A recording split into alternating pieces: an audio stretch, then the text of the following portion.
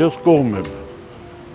երկու ձեռքով եմ կողմ։ Իմ կյանքից երևի 30% անցկացրել եմ Ռուսաստանում։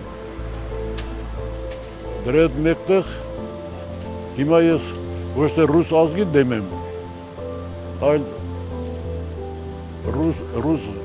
Ռուսաստանի ղեկավարության դեմ եմ։ Ի վերջո հայ ազգը այդ բռունցքը, որ մենք գտնվում ենք Պուտինի բռունցքի մեջ, վերջապես կձերբազատվենք։ Ռիսկ հետ կապած ես ոչ մի վատ բան չեմ տեսնում, երբ որ մենք արդեն հասնենք Եվրոպայի շեմը հասնենք։